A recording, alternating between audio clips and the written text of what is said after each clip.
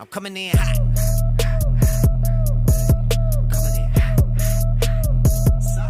It's kind of crazy because, and we'll talk about it, but like back in high school, like I started messing around with vinyl, but like I never thought like I would be where I'm at right now with the business. And then even then, I was always about shoes. I was always about uniforms. I was always about like, yo, like, why do we have this weak Badger jersey? Respectfully to Badger, right? Like, you know, and then seeing what the pro teams are wearing, like, man, like this new uniform is whack. Like, Yeah.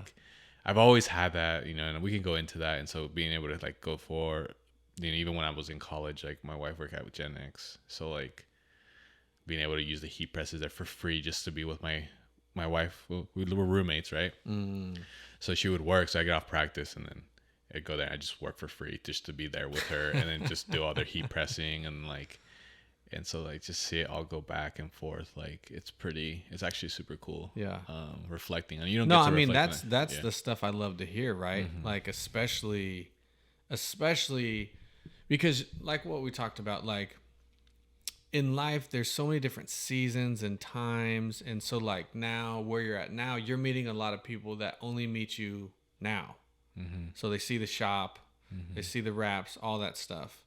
So this is all they really know. They don't know the Ariel before. They don't know the Ariel in a 10x20 place inside of a mechanic shop with no insulation. Like the guy that Chad met, right? Like Yeah. a lot of people don't know who that was. Yeah. So yeah, it'd be cool. It'll be cool. It'll be Yeah. fun. Yeah, so just start with like all the cool stuff now and everything that's going on and whatever, but then we'll go back. Okay. Yeah, I mean, name's Ariel Barrientos, from Albany, Oregon. I was born in Lebanon. I think at like 1.5 we moved to Albany. Thank goodness. That's where like you grew up and school and everything. Yeah, in Albany. Yeah. Gotcha. And went to school at Shemeketa. Was going to go play soccer at Corbin. Was marked ineligible. So then when I came back home, was actually looking for like, you know, came back home. I was super let down because I was like transferred in, right, you know, on track to graduate, wanted to get in and get out, right? And then so I was like, okay, am I going to go to Oregon State? Am I going to take a year off? Do I get a job? You know, mom's like, take it easy, you know. So then I found a job at a local screen print shop in Albany. They were listing for a shipping and receiving manager. And so I'd worked through college. I worked at Cisco in Wilsonville. Okay. So I had some buddies that all worked there through college, and so I knew their younger brothers I played soccer with, club soccer, and got me a job up there. But I did shipping and receiving. You know, I worked in the office. Actually worked as unloading the semi trucks as what they call a lumper. So when I saw that posting, I was like, I saw like, you know, the requirements, the job description. I was like, oh, I can do that. You know, like smaller screen print shop. You know, and so when I went in and dropped my resume. They're like, hey, we just hired someone, you know, but we really like your resume, you know, and so our thought process is like, can we put you as a production assistant in screen printing while we get this other gentleman, one of our buddies, like, still talk distantly, but we still talk, trained up, you know, and then from there we can move you over and get, you know, so build a really strong department there. Like, what are your thoughts? And I was like, sure. Like, I don't have a whole lot going for me at the moment. And I started coaching the Oregon State men's club team, which was really interesting because my brother-in-law was playing on it. And he's like, hey, like, you're done with soccer for right now. Sounds like you're getting a 9-to-5 job. Like, we could use a coach, you know, everyone's super cool. So it kind of just worked out. Probably like fourth day of like working that job, I was like, man, I don't know if this is for me, you know, like, And I could feel, I don't know if it just like the boss at the time could feel like, that, or it just fate, just kind of happened. And they brought me into the office. After it was like right before I was going to like put my 2 weeks, I felt like how that hadn't happened, like the next day I probably would have done it. And they're like, hey, like we got this sign shop, haven't had a ton of luck, like retention, like there's been a lot of changes. We really want to build it up, we have, Nathan, like, another guy that I really look up to and helped out along the way. He was the marketing manager there at the time. And he's like, he ran a sign shop. He's going to train you, and then you can kind of take it and we can work together, And so I was like, like anything that's going to get me off like where I'm at right now, So I was like, sure, let's do it. Dove into it, staying late, trying to get there as early as I could. Like, cause again, kind of talking to what we were talking about, at the end of the day, you're playing with stickers. You're running the printers, like, you're making signs, like learning the wide format printers, like all these stuff. And as much as they wanted to train me, a day, like there's the day-to-day duties, right? Yeah. For, so I kind of had to like, okay, like sit back, try to do homework, like on YouTube, like, following all these pages on Instagram, all these, things. And I really lucked out because one of our vendors had sent their like a sales rep, and stopped in and he's like, hey, want to introduce myself, want to see who's, obviously who's selling you guys' stuff and why. And I just told him, I was like, he's like, how's it going? Like, how you guys doing? I was like, I just got hired. I don't know what I'm doing. I'm super stoked. Yeah. I think this is going to be cool. Like, and if I can make this work, like I feel like I could really see myself here for a while. Like, it was weird. Like, I was there for not very long and I was all about it. Great company, and yeah, he started telling me, he's like, yeah, well, there's all this, there's a color change vinyl. I was like, whoa, what? Like, what's a color change? And started like, he's like, you don't know? I was like, well, I kind of know because I remember like back in like high school buying vinyl from eBay, carbon fiber vinyl, and trying to wrap a buddy's hood and failed miserably, right? Then taking like my iPhone and wrapping the back, and scratching my glass back with an X-Acto blade, And I remember that, but aside from that, I mean, prioritizing soccer and you diving into that, like you lose sight of like all those other, hobbies that you had that weren't taken that serious. And he's like, no, yeah, like you go to class, like up in Portland, like you can go out, do the 3M one in California, there's like people are like at the side of skyscrapers, there's like contract installers that like they'll get flown out all over the place worldwide, like, and then you start to like really notice like, whoa, like vinyl's on the side of every semi that's like driving down the freeway. Then you start to like see the, like, okay, well, at the time, like we were like, I think the plan there was just to, establish a strong sign shop, right? It wasn't too much to get into the vinyl wrapping because I mean it's tough, like to think that you can walk into that, line of business, I mean, without a whole lot of training and experience, like it's like anything, like you put your mind to something, right? And you have the will to learn and you have the right resources, like it's also expensive to learn, like so I think that wasn't the goal quite, but I like my head is like like how can I get my hands and wrap my car? How can I, like, and I think the boss was in line, but it's like, okay, baby steps, long story made short, like, worked there for a few years, like try to build it up as much as I could. And like, I was trying to like, playing soccer, like having these back and forth, trying, then really like being at a point in my life where you're just confused. Like realistically, like I was 23, 24, 25, trying to figure out what I'm doing,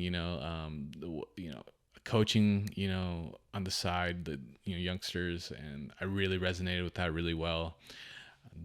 I wouldn't say I was a great coach, but I knew I was like, hey, you put time into this. And, and so I was like, okay, how can I, do that more obviously like becoming a teacher, you know, being in that atmosphere, you know, having the summers off, like, you know, so that was always in the back of my head, you know, and then also like I knew quite a few Hispanic business owners, you know, and so being bilingual, like going to school, like being educated in certain areas that some of these individuals aren't and struggle, and they see the need, like, hey, can you want to come help out? So originally I was going to go work for a construction company, you know, but then just getting pulled, like I didn't have a whole lot of stability at that point in my life, you know. My wife at the time, we were living together, we weren't married yet, but we're getting married and like trying to figure out like, you know, what we're gonna do. And so I ended up leaving there, went to go work construction for a little bit, and then I like right after went and worked at South Albany High School. Okay. Went and worked there. Was really digging it. Definitely a huge adjustment. You know, was about to take the varsity team over because Tony Bannerman was going to retire or step away from the program. I've kind of focused just on teaching, and so I finished out the school year there. And then during the summer, I get a call, and it's like, hey, like, position's cut, not going to work out, you know, like, and then I'm like, fudge. Like, my wife's, you know, or like, I got a little one, you know, my Theo was just born, you know, 6-8 months before. And then I was already like, while in that process, like, I couldn't let go of the vinyl. Like, I was wrapping my buddy's cars. I was like, yo, buy the vinyl, or let's go halvesies on the vinyl. And then I'll wrap it for, you know, like, I was like, disclaimer, I may mess your car up. Like, I may cut the, you know, like, cause like I'm, you know, learning how to not cut the paint with an X-Acto. Like, it's no joke, you know? And so one of my, my sister-in-law's fiance, Alejandro, like one of my best friends, man, I messed his car up. Like, you know, I like go back and I was just telling him, I was like, man, like I got to do you solid, you know, like, cause like we did like wrap his car like twice, if not 3 times, like, and he was just like nonchalant, whatever, you know, like super cool. Like he actually, so he owns ANC Auto Sales over off Lancaster. Okay. His dad owns a transmission shop. And so when I like expressed like later on, like after the position got, you know, and I had to kind of make a move, my wife's like, yo, I need you back. So either you go get a 9-to-5 or you open up your business or something, you know, like, and I, so in my head, I'm like I did not take that lightly in my head, you know, and, went online. I was like, how do you register a business? You know, the registry, I paid $50, you know, and then did the LLC thing. And the next morning I was like, okay, this is what I'm gonna do. I was like, what do I have to, in my head, I was like, I can't just start the business because we have, you know, a newborn and she's working, you know, so like I have to bring money in, right? My mom was working, still works at a cannery, with Starbucks Farms in Corvallis. Okay. And she was like, hey, they need a shipping and receiving manager, swing shift, you know. Because when I told her, she was like, like, really? Like right now, you know? But she's also like been my, you know, one of my biggest supporters. And she's like, what you're going to do, you're going to have to work for it, right? And so I was like, yeah, for sure. So I knew at that moment, like, I caught myself being very, like, on it. You know, like, I want to do this. Like, what is it? I mean, somebody was saying, like, what I got to do? Let's get started. Let's make it happen. Go. But I think I was, you know, aware enough to know, hey, I got to make money, you know, to like get us by. And so I worked from 3 to 11:30 swing shift. And so then I would go home.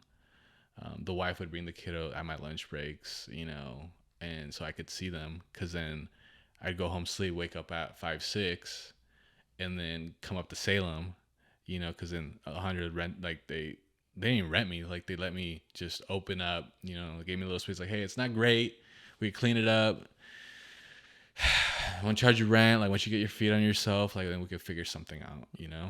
And so I was like, okay, cool. Like, that's the spot where you first started. Yeah, over next to Dick's Sporting Goods, right off Amber Street. Okay. Yeah. Like, and you said it was what size? It's like 10 by 20, 10 feet wide by 20 feet long. Yeah. They had 3 of those bays.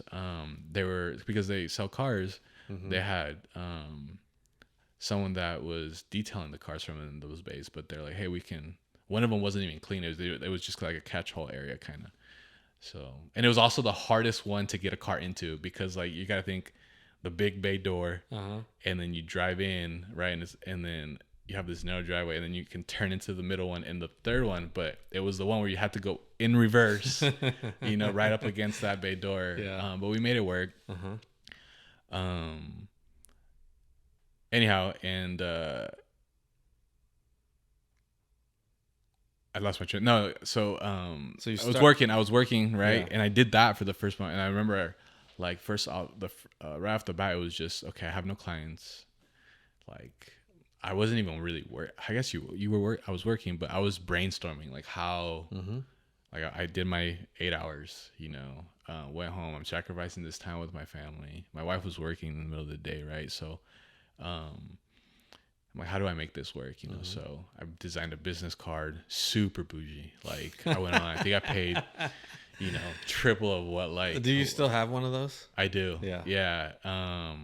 It's like 40 points, like 3-layered, like embossed foil, and so my train of thought was, I mean, one, like, I like to think like now I'm a little bit more toned now, but like you see the car, right? Basically, my business card was a very like basic representation of what my car is now. Like the cyan red chrome, like the different layers. And I might throw a photo of the car in the episode right now. Yeah, I mean, there's probably a bunch of people that have seen it, Yeah. But I like to express myself, and I think that's kind of like with the business card. It's like, okay, how can if I don't have a ton of marketing budget, like how can someone not forget who I am? Like with my business card, and they may say like, man, this business card is way too much, but I mean, if they're gonna see it's like, vinyl wraps, at the time, like I had someone help me out with window tint, so it was kind of contracting that out, like the PPF and all that, and like I was offering everything I could possibly make a buck on. I was offering it, and the first lesson, like with the business, like offering everything isn't always like always gonna make sense in the long term. And I started noticing like, man, like I got like 10 grand in like material just sitting on the shelf, and like I just don't have the time. Like I was pretty fortunate, like with referrals and stuff, like I could always find a job, like even if like I was like a day or two of not doing a whole lot, but it was, I started realizing like this material has a 1 year 2 year like shelf life, like it lasts 5. Some of them, like paint protection film, can last, has a 10-year warranty. Some of them have window tint has lifetime warranty, but the shelf life is another thing. And so it's just like okay, I gotta focus on vinyl wraps, right? And so I started like narrowing it down. I take on detailing jobs, just to like kind of, felt like it was easier to do, way more competitive, like cutthroat, but did that. And I started one of the ways I kind of started evolving into going to Noble was there was a screen print and embroidery shop like right around the corner, right there off Lancaster and Amber. It was Image Action Wear, and I had met them, or Kevin and Kim and Art and Donna. I had met them when I was going to school at Shemeketa, because Shemeketa would get all of their stuff decorated there. Gotcha. Like at least athletics would, right? Gotcha. And then Art actually worked at Shemeketa. Okay. And so I remember when I was there, like our coach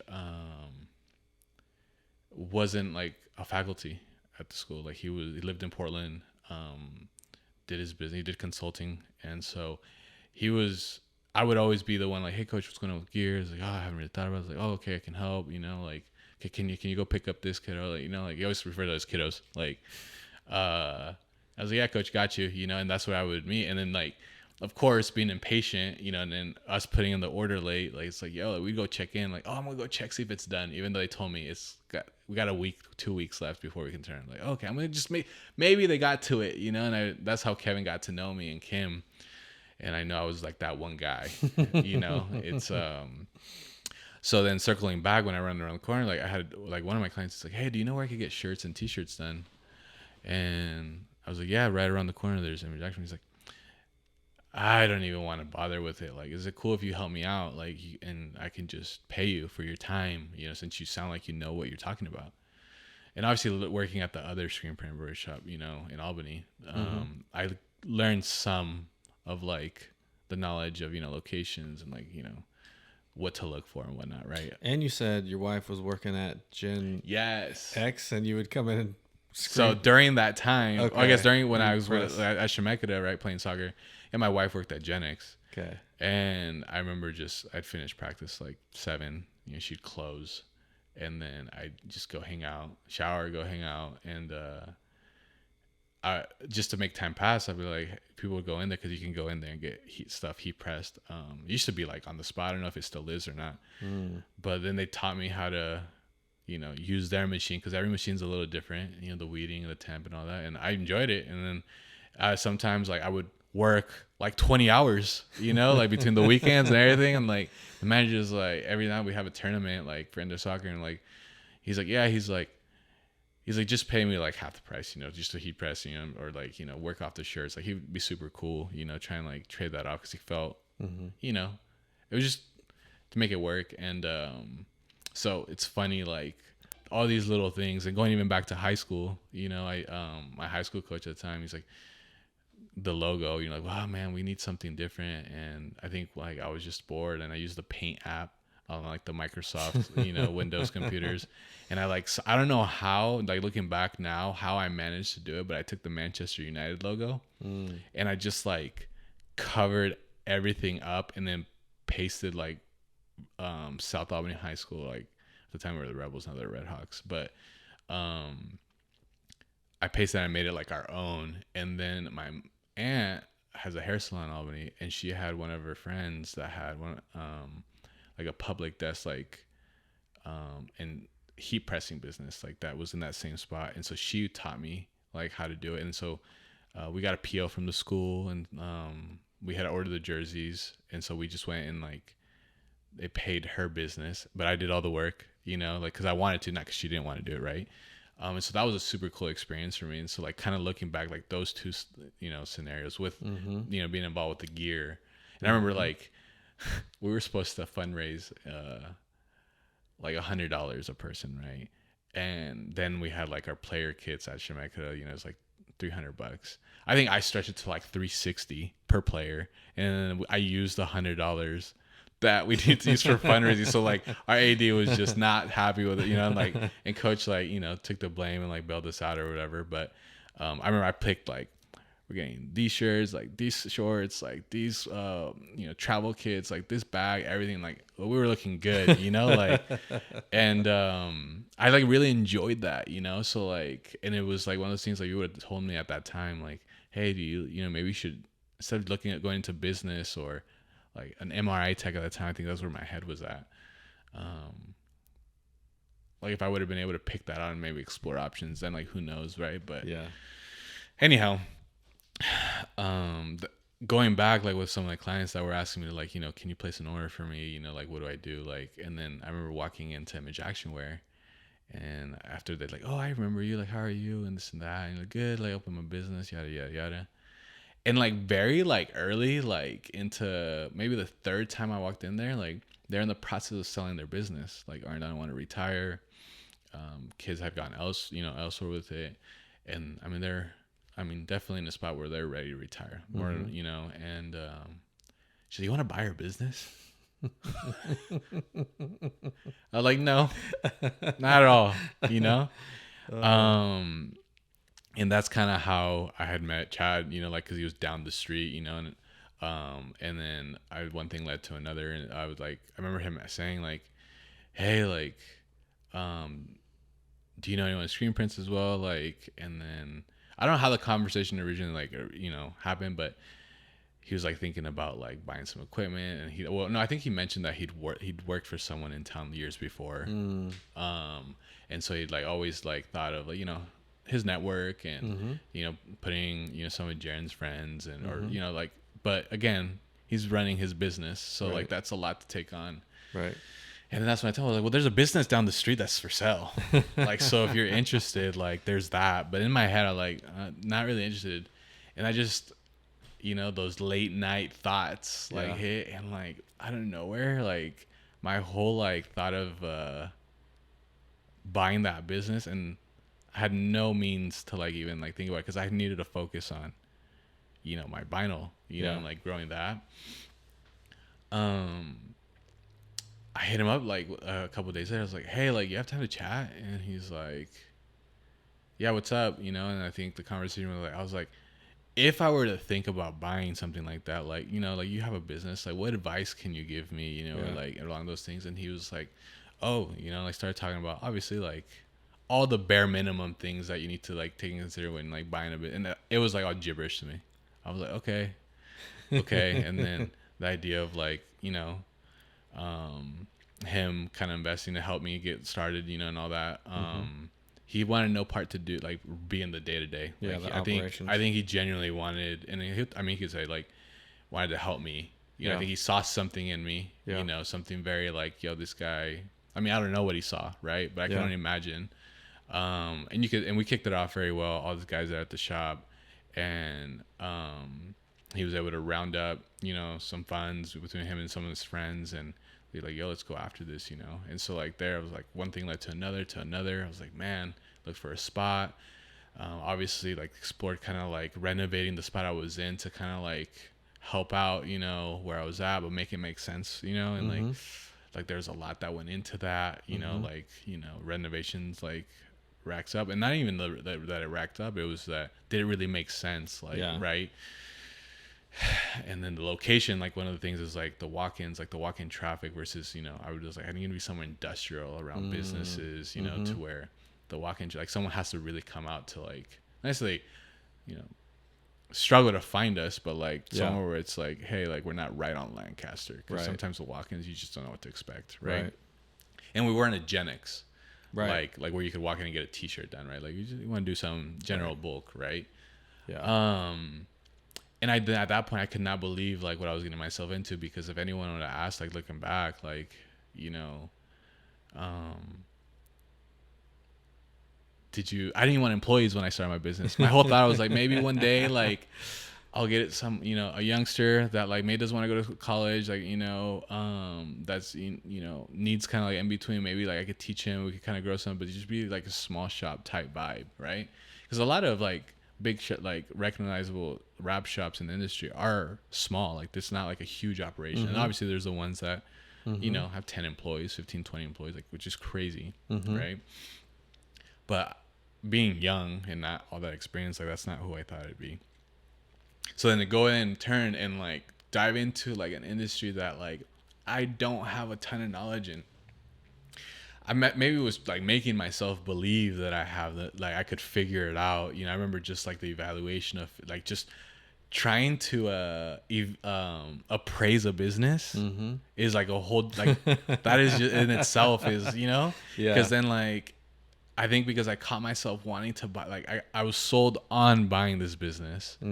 I caught myself sometimes like red flag, but no, there's not really red flags. Cover up. Let's just make this happen. And then I was just like, man, you know, looking back, like, man, I really should have like looked into this, you know. And long story made short, like, just the legalities of it, you know, like, understanding to buy the whole business or just a business name, like, what does that mean, you know, trying to get like passwords to a website that hasn't really been used, like, all these things I'm like learning as I go Google, YouTube University, right? Using my resources like with friends in the industry, like, hey, what do you think about this? What do you think about? Everyone's like, don't do it. You focus on vinyl, you know? And I remember even like when I told one of my buddies who I wrapped his car, Eric, I told him about like, yo, I think I'm gonna open a rap shop. He's like, bro, like, you live in Albany, Oregon.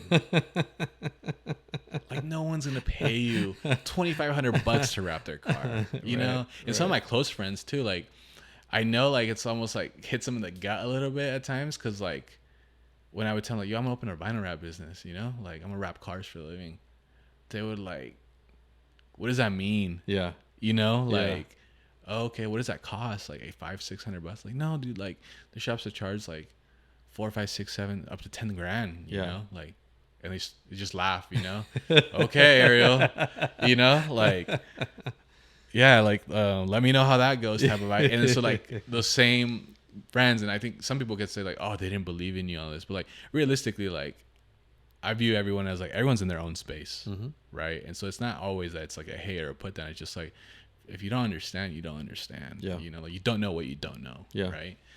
And so And for me, it was like, okay, no matter how tough this road's about to be for me, like it's something that I really enjoy. Like, or whether it's the vinyl wrap side of it, or like just like the physics behind curing a T-shirt, like the science behind that. Really, like everyone thinks, oh, you could just pay someone, minimum wage to like go, pull a squeegee and print some T-shirts. Like, I mean, I guess if you're printing just Gildan T-shirts, then yeah, I mean, you could make that happen. But when you're printing 250 Nike jackets that are 200, like that are $200 a piece, like, and you're getting paid, $5 to $10 to print them, like that's a fatal loss. Right. Like if you don't know what you're doing, Yes. when they're using all these recycled, sustainable materials, and it goes on. Like then you get into like the glow in the dark and the reflective and the lenticular printing, and all this like stuff that's super, super, super cool that most people don't really even think about tapping into, because at the end they just need T-shirts for an event or for their business. Yeah. Being the enthusiast part of the industry, right? And then you get to me, like I'd hired a screen printer, which is a funny story. So I go into like buy this business, right? And then So you guys did buy that business? yes, we did. Okay. Well, we bought the business, the book of business, the business name, and the equipment. Okay. Just for legalities, like just the entity itself, we didn't. And that's when I was like, okay, how do I got it? They had an embroiderer that had been there with them forever. Kevin still works for me. So I was good there. The machine had, older one, but like he'd babied it, and so he's like, we got like 10 years out of this sucker. Like, I got you. So I was like, okay, I need a screen printer because I don't know how to screen print. Like, I can heat press all day and vinyl. And I had my brother Joey that was going to school, and he's so having him come and help me out here and there. So I was like, I gotta find. So I put, like, before I bought the business, I started interviewing already, because like this is gonna happen. It's just a matter of when. Yeah. And we thought we are gonna, like, I don't know if but I thought it was gonna happen so much faster than it really did. And so I started interviewing like probably 4 months before I even pulled the trigger, like officially. And like I remember I posted an ad on Craigslist, and I was like looking for a screen printer. I think I like found someone's ad like on the other side of the country, because I was like, what am I looking for? Like, what am I really looking for, right? Yeah. And so I just copied and pasted.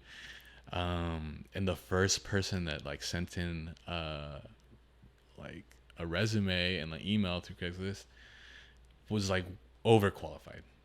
Like, I was like, there's no way. Like, this guy had run multiple businesses, like worked for big shops, like been in this industry for 30 years, like wanted to find one spot to be home.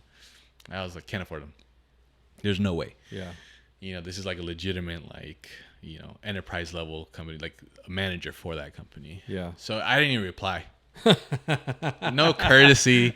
Like, thank you. Like, no, I just like, meh. And then I started getting all kinds of like, inquiries of like, I don't know how to screen print, but I have hard work ethic.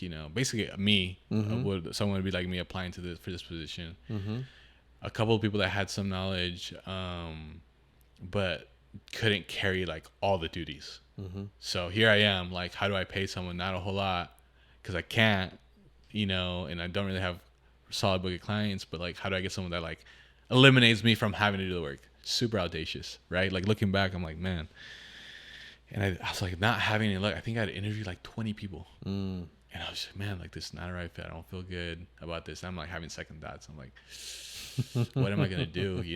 And then with the buying out the business, like, they had some accounts that are like some decent sized orders. So like right away, like, it was like gonna have to search for some work for sure.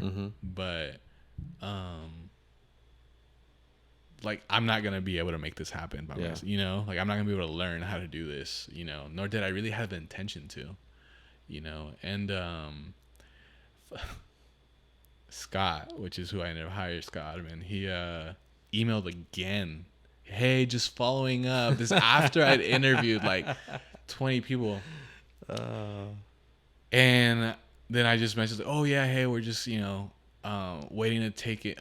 We're gonna stop taking applications, such and such date. This is like a month later, like a month and a half later. I've already interviewed, and then we'll let you know if you get selected or whatever. Trying to like act way bigger than I am.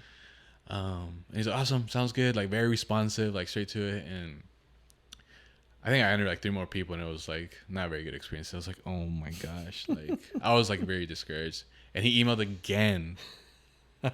Hey, like I just reading the post, like I really feel like I have something to offer.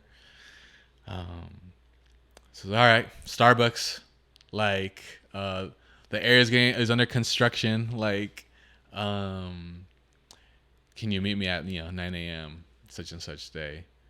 And when I tell you, like, this is like a rude awakening of like, he shows up in a full suit and I'm in chino pants, a Nike jacket with our logo on it, and a hat, like, and I was like, well, exactly what I thought, and then this guy's over, I'm not gonna be able to afford this guy. Yeah. Like, it's not gonna work, but here we go. We'll see. And I tell you, we had like a 3-hour like conversation of just life, like his story, and then like really what my vision was for the, Noble. Well, actually, it was AB Custom still. Like I hadn't even chosen the word, the rebrand yet. I told him like, hey, like it's getting started. Like these are the pros. These are a lot of cons. I'm starting to think that I'm not sure if this is gonna happen, but like I'm young, I'm a go-getter, like I'm very passionate about this. I'm like, the one-stop shop, there's value to it. It's very audacious, like, and he just ate it all up. Like he's like, yes, like you're like a young version of me. Like I resonate with it. He's like, I want my last stop to be, or this stop to be my last stop. I want to be able to train other people, just pour in. And he's like, let's get it. And I was like, no way, like. And then I remember telling him too, like, it's changed my life. Like, I would say like, had that not happened, like, obviously there's always things that could not happen, right? But like that was very crucial for the company, and very crucial for me, because at that point, like that was the last box. Like boom, like I had found people that were gonna help me get this up and going. It was gonna be a lot of work. Like I was like, it's me in vinyl, Kevin in embroidery, Scott in screen print, like this, like let's go after it. 3-man show. Got a the shop that we're in now, there's 3 of us in it when we moved in. Way too big. I was just like, yo, I could have gone with like a quarter of the space, then rent and everything. I was like, nah, like can't look back. It's us against the world, 25, 26 years old, like, and I was like, screw it. Like, let's get it, And at that point, I love my wife to death. Like, she's the complete opposite of me, though. 9 to 5 job. Yeah. Like, life goals, like, calendar. Like, the planner is, like, 2 months booked out, day by day. This is how it's going to happen. And I'm just, like, 2-3 days at a time, high risk, high reward, go, go, go, I mean, I come from, Hispanic community, where you go and visit back home, where Mexico, and life's just not the same. Yeah. Right. So when you experience that and you've seen like where a lot of your upcomings have come from, it really opens the door of like it, like you feel it won't be that bad. Yeah. Like I've seen like the worst of the worst. Perspective. Exactly right. Yeah. Like that really helped me. So I think for me, it's like it's gonna happen. If it doesn't, like I have enough support. Like they're not gonna be fall. Like go, go, go. And at that point, that's when it like Noble started coming around. So okay, when I had named the business, it was AB Customs. It was mainly after my father's initials, but we had the same initials. My father passed away when I was 14. Super, super big influence in my life, and I think that was super tragic towards started to shape me in different ways. So that was really important to me, because at that point, I mean, since my dad passed, like my whole life had been revolved around his passing. Like everything was like, yo, this guy from up and down is like looking at you, watching you. Like, then my dad was also the caretaker of the whole family. Like something went south, like he was always there. He's the one that had made it. Essentially. So I didn't have a rough upcoming. So like when he passed, it's like, okay, like you, first son. You look just like him. Like, so that's something that like I struggled with early on, like taking on, but like at the end of the day, like I think I took that position as well. And it's like, okay, well, I'm not financially stable enough to be able to be that dude, but I want to be that dude, not because I feel the responsibility, but I just feel like my dad would be appreciative of that. And there's just the need, right? Like someone in every family, like there's always that one person, you know? And if it's not, like it helps a ton, right? So the AB Custom goes, but at that point it's like, okay, I just wanted to be a 1-man or 2-man show. Like so if I'm going to, do this one-stop shop, like the idea of staying like a 3-man show is just not realistic. Like there's only so much gas in the tank to where before we're going to burn out and we're going to have to like, scale. And so I wrote a business plan and everything before, had sent it, to, Chad and all the guys. And like, it's on there, like, the ideal number I think was like 27 employees, but it was going to be like, different years down, it was going to take, time to make it happen. And, but with that, like I wanted a brand, I wanted a business name to where like when push comes to shove, like everyone's bought in and they're bought in, they can like really resonate. Like I wanted them to be able to put that hoodie on or put that jacket and go out to dinner and be like, oh, it's not just a print shop. Like it's a place that I really enjoy working at, and like it's a career, and like I've always said it, like I'm waiting for some kid that hasn't been born yet that laid down the road is going to come and just take us to the next level. Like, cause it's not like if we, create a workspace where you bring people up from the bottom, have those open channels, and since we have like essentially like 4 or 5 businesses, like you could argue in one, like graphic design, small signage, vinyl wrap, screen printing, embroidery, social media. Yeah. And then we're wanting soon to be podcasts. Yeah, right. We've been like working on trademarking our brand so we can like do a clothing line, like all these aspirations, like all these things. And like, so I wanted something, and then like AB Customs also felt very like car centric. I wanted something like, how do I go from B to C to B to B, cause it's just sustainability there.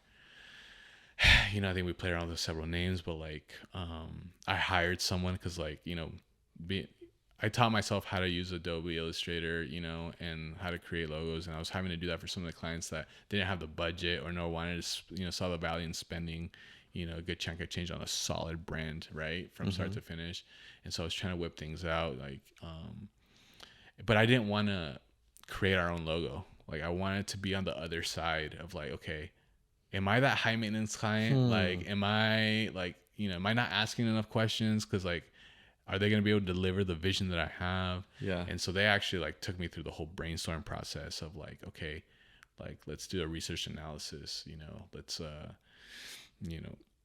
let's find things that are personable to you, to the values you have, like, and I think we had Noble, then we had Monarch and Premier. Like, I think those are like the 3 that we had, and like Premier was just played out.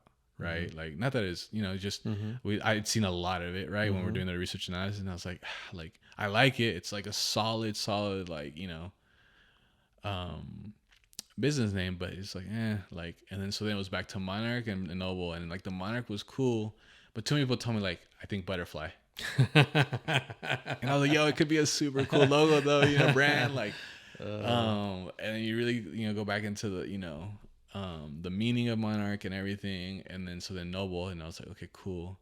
And then it's like, okay, what do we do with Noble? And then I was like, a crown, like, I think resembling like my pops up above, like he'd earned his crown up, And so like, that was like, for me, like, I haven't told a whole lot of people, but like, that's what that crown is to me. And so it was a way for it to be very personable, yet, simplistic, and then something that you don't have to, it's not the obvious, right? And so right away, like, I bought into that, I think everyone's like, you wrap cars and you print t-shirts and it's Noble, like just Noble. Like, yeah, like just Noble. Like, I'm building a business based off of a brand, not off of the services. Cause I don't know if I want to, do podcasting later, if I want to, I don't know where, I don't want to limit myself, And so, like, I remember my wife was like, but I like AB Customs. Like, it's so you, the red, like you have this black crown, and it's okay. I remember that. And I was like, nope, like, it's like, it's simple, like it's clean, like, and we could use it in so many different ways for screen printing, for, for visuals, for vinyl wraps. Like there's so many different ways. I wanted it to be very versatile. My mom was like, you know. I remember telling John, Arendana's son, like he's doing all digitizing for us, and he's like, Noble, you know, Noble what? And then Scott, he's like, you know, like we're trying to sell T-shirts, right? Like I'm trying to keep my job, like no one's gonna be able to find us, like, you know. And then I like Noble is very commonly used, so trying to find a domain that worked, like I was having a nightmare like after. So, and I was like, I'm not giving up on this. The company that the business that branded us was at the time was Midas Marketing, and they rebranded to Flyrise. But their domain was Win with Midas. Okay. And I stole it, and I went Win with Noble. And I know there's no way that I mean, you know, Alex would be great for the podcast, but there's no way that he's like, man, this guy just like straight took my creativity here and ran with it. But I was like, yo, like, you're in Portland, like different space, like, thank you. You know, like in my head, they didn't even have that conversation, but I know like we talk about it. It's one of those things. And so like even then, like I was like, Win with Noble, like that has nothing, like how like SEO and all these things, like, and I was like, well, we're just gonna have to use keywords and have to like really structure it. Like they're working on our website. I had them custom build the website from scratch. Like that's no joke, coding and all that, because I had to, you know, and still have the, you know, plan to, you know, expand on it. And so it's always easier to do that on if you do it right on the front end versus on the back end, right? And so the budget was like, man, I'm already way over budget on this project. Like, so let's just get it out. Like it was taking a long time because they were backed up, and then like budget, obviously, you know, beggars can't be choosers, right? And so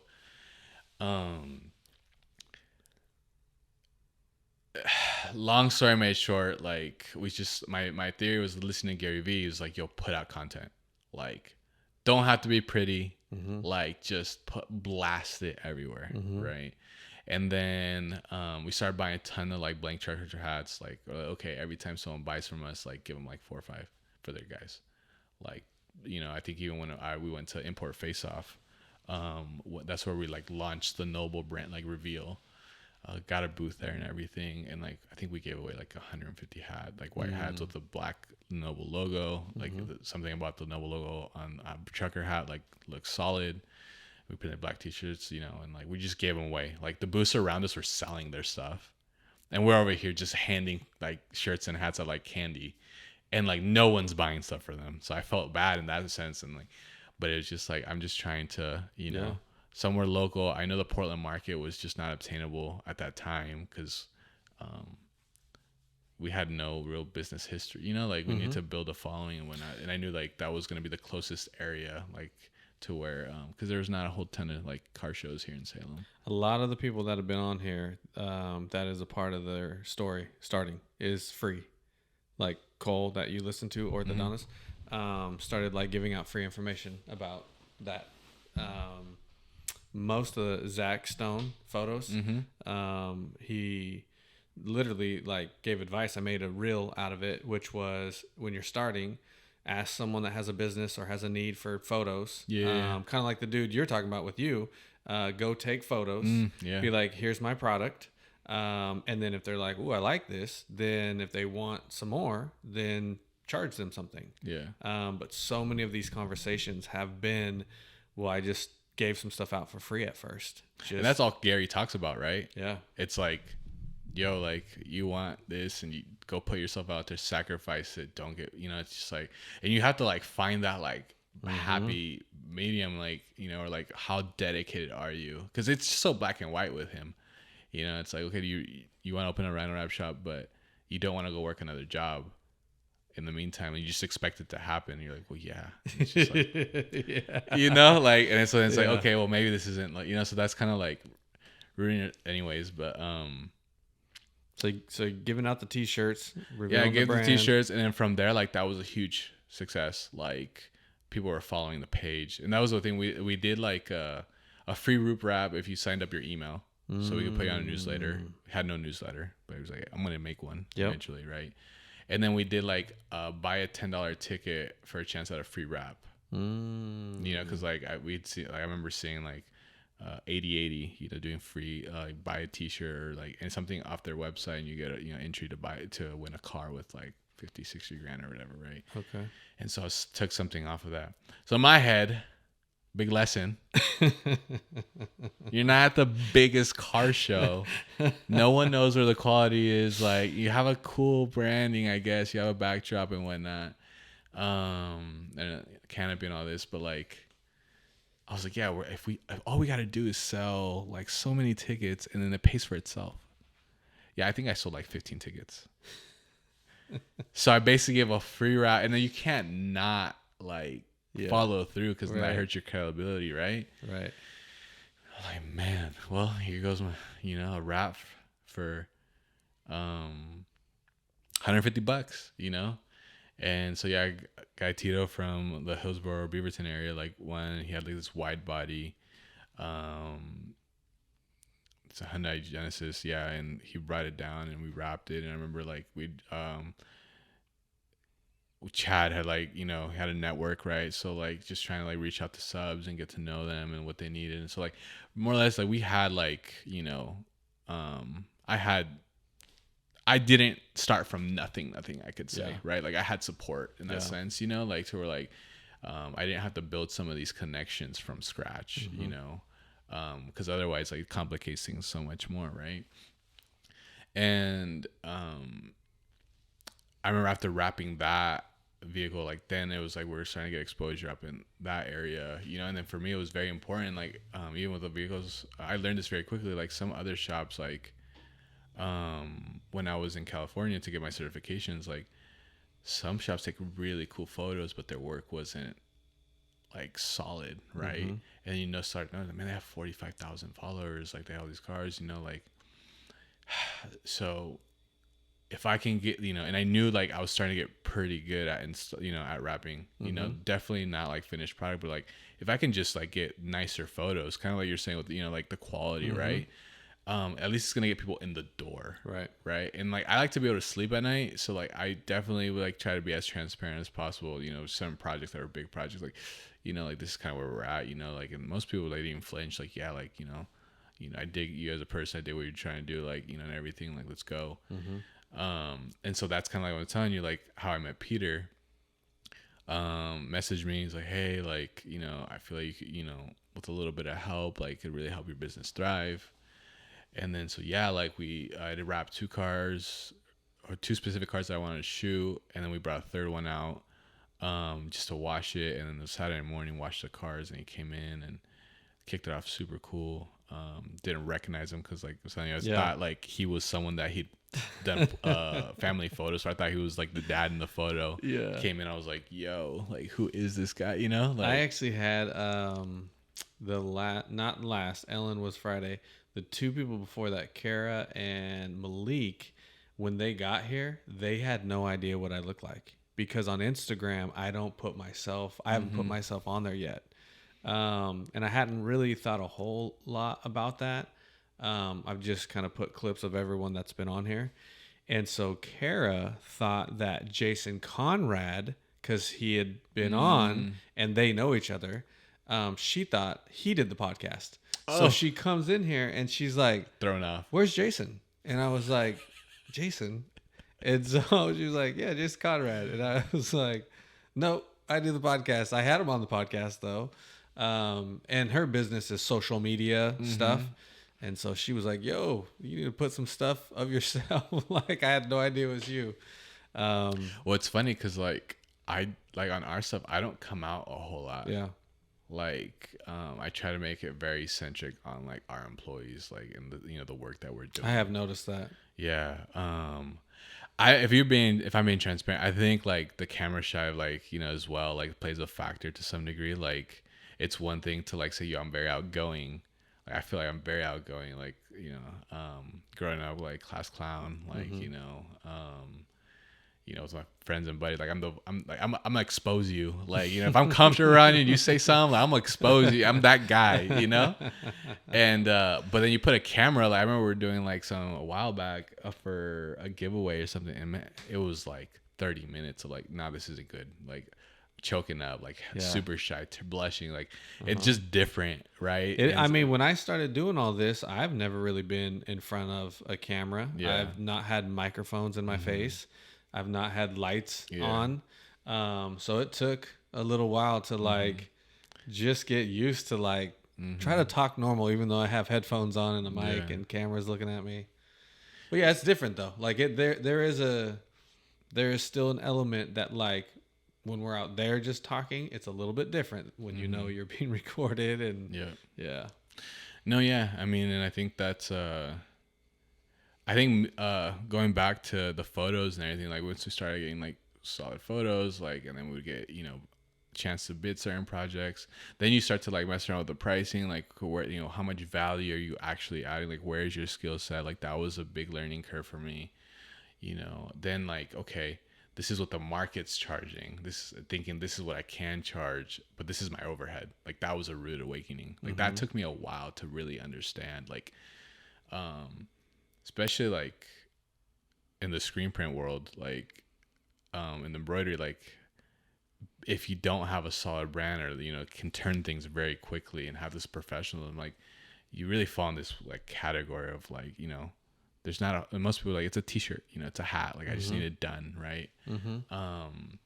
You have the people that are interested in very high quality, right, and they're willing to pay, but like a lot of people, it's like, you know, it's bulk, you know, right. And on the vinyl wrap side, and then you're like, man, like, can I charge this? You know, like that was so tough. Like that was like, because then I mean, think about it, like you don't charge what you're supposed to, like you don't have enough to make payroll or hit rent, like, and then COVID hit, like, you know, so like running into that, like those are like lessons where I really started to figure out like what this business is, like life is all about, you know. Some businesses thrived, you know, like I'm still so stoked, so proud of so many like my clients, so many friends, you know, like construction still went on. Yeah, for sure. Like the essentials, you know, like, you know, the HVAC, like all those, you know, construction went on, but like Kara was in hospitality for 15 years. And when I put out her episode, part of that is how in one day during COVID, she was making 6 figures, and her boss called and said, your job doesn't exist anymore.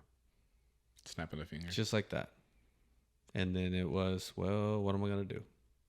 And now she's started a business and whatnot from back 2020. But yeah, I was talking to her. Well, I've talked to multiple people because honestly, it was like feast or famine back then, because some industries were still booming and some were just gone, like hospitality. Gone. 6-figure, breadwinner, relied on that. One phone call. Don't have that job anymore. Yeah, it's crazy. Yeah. And I mean, I think even like the food industry, Yep. like they suffered tremendously. Yep. And it's like some had to totally change their business model. Yeah. Because like the thought of doing takeout, like, you know, to where I've even heard with some businesses, like their biggest struggle now is that they have the influx of returning clients on the to-go orders, and they still have all their walk-ins, and their kitchens just ain't big enough, like, you know. Yep. But for me, like I remember everything like early on, my business was like, hey guys, like once we turn that corner, right, then we're gonna be good. Like once we turn that, like the naiveness of like being a young, you know, business owner, you know, uneducated, like not, you know, like I was trying to figure it out, but in my head I was like, there's one corner, I'm gonna meet that one client, I'm gonna meet that, you know, like this or whatever, you know, and I'm gonna turn. And then I just like slowly started realizing it's not corners, it's steps. And I have a lot of steps to like hit, and I have to be able to manage like the patience and you know, and just go into work and, you know, focus on what I can control, right? But when COVID hit, I remember like it was crazy. One of my employees that's still with me, like I remember it was that March, right? I think it was March of 2020 when the first 2 weeks we had written up it was great. Like the winters are slow, so typically, at least for us, it wasn't like because everyone typically places orders toward the end of the year to do write-offs and whatnot. And then January and February are relatively slower months for a lot of screen print shops and embroidery shops. And vinyl was busy, but you can only wrap a car so fast when you're running a business and disassembling and wrap, so I had to be very selective of like what I could take on. But I knew I could just take an overload of work and just grind, like, 15, 16-hour days, like just grind, But on the screen print side, like I remember in those first 2 weeks we had written up what we had written up in December, January, and February. In those first 2, like it was like, whoa, like that's when I like legitimately felt this huge weight off my shoulders. Like I was like I hit this. Like we turned that corner. We were stoked. We were like, everyone in the show was like, our turnaround times just went from 7 business days to like 3 months probably, because it was like, it was exaggerated. It was like businesses that like we had like thought about hitting, like contacting and, and stopping in, and we just hadn't had the time to do it. And like all the right things that could have been happening were happened in those 2 weeks. Like we have like our Printao, like our software, that we use to write up quotes, like still has it logged as like COVID, a category. Because like then the call, like I think I had a client like, hey, did you hear? Walked in one day, he said, did you hear? I'm like, hear what? Like this whole COVID thing. I was like, what? Like, what are you talking about? And he's like, no, like this like virus coming from overseas, like, National Guard's coming, they're gonna shut the whole country down. It's like, what? And as he's telling me, like 2 of my guys are right there. And then like their faces go blank, and then he's like, yeah, like my cousin or so-and-so like works, like not supposed to know, like kind of leaked, but like, yeah, like it's gonna get crazy. And I was like what is I think one of my guys like, what does crazy mean? Yeah. And I was like so lost, man. Like I was like, what is going on? He's like, no, like the food's gonna run out, like they're bringing they're estimating, or they're predicting chaos. So they're gonna be the National Guard, everything, whatever they have to do, they're gonna like, control the situation. They're gonna quarantine everyone, like. And then in my head, I'm like, I saw Left Behind, like, the rupture, like all these things, like you're growing up Christian. I'm just like, yo, like, do I have Jesus in my heart? Like, am I, like, I'm gonna make it? Like, what's going on? Like, like, and then I have a kiddo, like, in the business, and like, I was like, nah, like, we're good, like, this can't be true, And then, like, but as, like, in, like, a matter of 30 seconds, I'm thinking all these things, right? But, like, then my guys are like, yo, like, can we go get some toilet paper before it's gone? Yeah. And I'm like, I mean, I guess. And then, like, turn back, and by the time I, like, turn back again, everyone's gone. And I was like, man. I remember trying to call people, like, yo, like, have you heard? Like, is this really happening? Like, and you could just tell, like, that's, like, yeah, it just started unraveling. And then, like, after that, the phone would not stop ringing. Like, yo, put this order on pause. Like, some people had put deposits. They're wondering if they could, yeah. They're like, we're not sure what's happening, you know. And then it went to, like, man, okay, like, how long is this going to happen? To, like, is it worth having you being young, like not knowing what, what's going on, being very educated on like the health side, the healthcare and all the just political issues and everything. Like I was struggling with it, and then my business slowly like started taking a hit from it. The vinyl side like didn't struggle, which was great, but then it's like the quarantining and people starting to get COVID, like hearing the stories, like people dying like all over the world, like just like, man, and I just feel like from there it was a matter of what are we gonna do, what are we gonna do. And so I remember at the time, like people had got together, so a group of people of us had got together, like, hey, what are you guys gonna do with businesses? Like we should probably like be very conservative, like what does laying off look like? People know it's okay. What can we skim by, to bare like, bare bones. And like, I just remember like during that whole conversation, I was like, I can either take a step back and go very defensive, or I can go offensive and do anything I can and sell everyone, right, at work, in terms of we're going to make it through.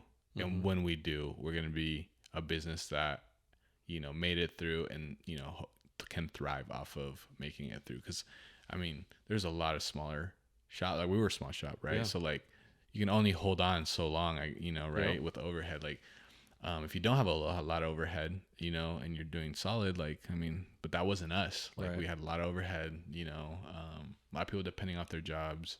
Me not very understanding, like, laying people off, like, all that side of things, the unemployment side, like, never been on unemployment, so, like, didn't really understand it. Like, they started, like, hearing, like, people, like, making X amount of dollars more being on unemployment, and so then you start to, like, but, like, no one wanted to really give up, because everyone that's came to work for me has been bought in, like, on Noble, like, what, like, the agency that we want to become one day. Like, everyone's been bought in, where the people came and gone, like everyone's has seen what I've seen. Like, it's very refreshing in terms of, versus everyone's mindset the same or capabilities are the same, probably not, but, like, everyone can see that, right? Yeah.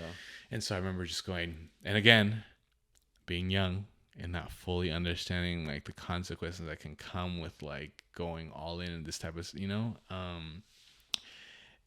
and, like, you're telling me, like, you hated cold calling, and it's like, we're gonna cold call. And no one wants a phone call, like a cold call, like, hey, I got this special on, 24 t-shirts and 12 hats, just to get bare minimum, like, and, like, hey, like, I could, rap, like, if you need anyone to rap, like, it just, I felt so, it was tough. Like, people that are successful at doing that, like, my props to them, because, like, it just wasn't me, and then, like, having some of my employees do it, like, we were like, what,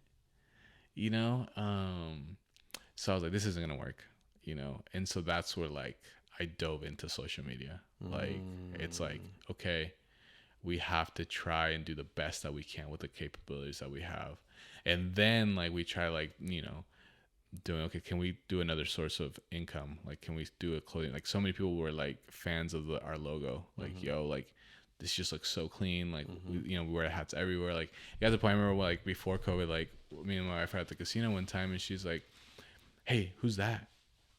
And you pay a machine and just, like, look over, I don't know. She's like, but he has a Noble hat and a Noble hoodie on. That's cool. And I double took, and I was like, yeah, I don't know who that is. Like, she's like, what do you mean? Like, and I was like, babe, like, we hand stuff out, like, like, it's part of marketing, like. Yeah. And my wife, like, she doesn't know a whole lot about the business, not because I just, like, she's my happy place. Yeah. And I don't stress the same way she stresses about certain things, and so, like, I told her, like, either you're all in, or, like, I actually didn't even get a choice. I think I'm just going to separate it, before I come home, try to take a deep breath, leave work at, outside the house. And then, although sometimes, like, you're defeated, right? Like, you bring that in, but, that's when, going back to social media, like, that's where, the clothing brand, like, we're like, okay, well, like, people are getting stimulus checks. Everyone's stuck at home. Like, can we put a website together? Can we, like, pre-sell, and, like, I was like, can I figure out what it's like to even go through this pack? Cause I had no idea what we didn't. We're like, hey, I think we can do this. And then we, like, quickly ran into one, like, pre-selling and selling a lot, and then being able to get the stock during COVID was tough.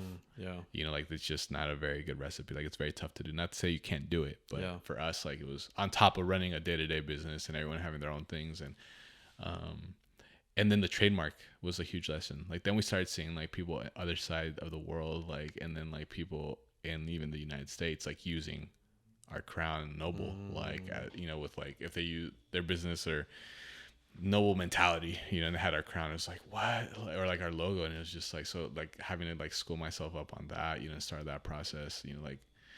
So do you just go by Noble, or is it Noble Works? So at first it was Noble, but then I couldn't get a DBA. Going from maybe Customs to Noble, because there was, like, Noble Construction, Noble, you know, a bunch of different businesses with Noble. I think there's Noble Wave. That, Yes. you know, their Yes. food's so good. Like we go in there all the time, and it's cool. Like sometimes we get like weird looks from people when we're wearing like a Noble gear, and like, Yeah, that's you know, right. because it's like, is it a, no, it's totally different, you know. I actually listened to Jacob Espinosa's Yeah, I'll ask Riley to come on here. yeah, Riley, there you go. Yeah. Yeah, his story's crazy too. I've heard that. Yeah. Yeah. But so then it was like, okay, well, Noble works, and like that was approved. So that's how I stuck to it. So we have two different like marks. You know, they have the horizontal Noble works that's on the car, because like the crown and the Noble that only works in so many ways, right? Right. This doesn't work for all Right. for everything. So but anyhow, that we like, okay, well, we tried that didn't work. And it's like, well, we had really good engagement and analytics with all the photos and everything that went with that other page, you know, like we have to do that with, like in my head I was like, I have to do that with screen print. Every time we screen print a t-shirt, every single job we gotta take a photo, post it, you know, take the photos. And then you run into like budget for all of it when you're hiring professionals to do it. And trying to figure out how to build that in.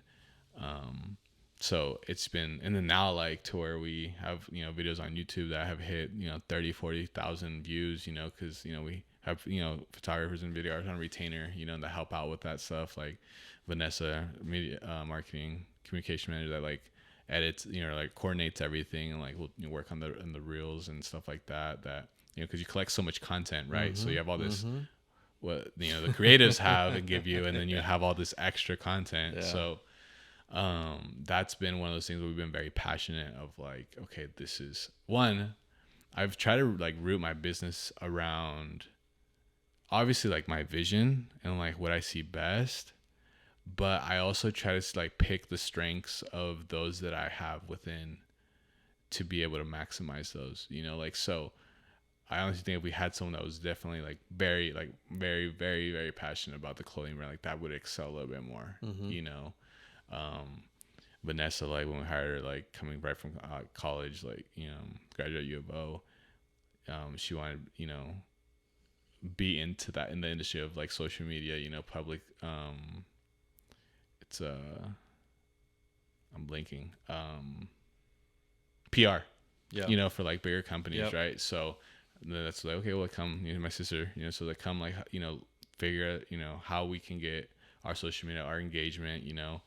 And is she who controls the, like, is that yeah, who she runs all the pages. I was messaging with on probably Instagram?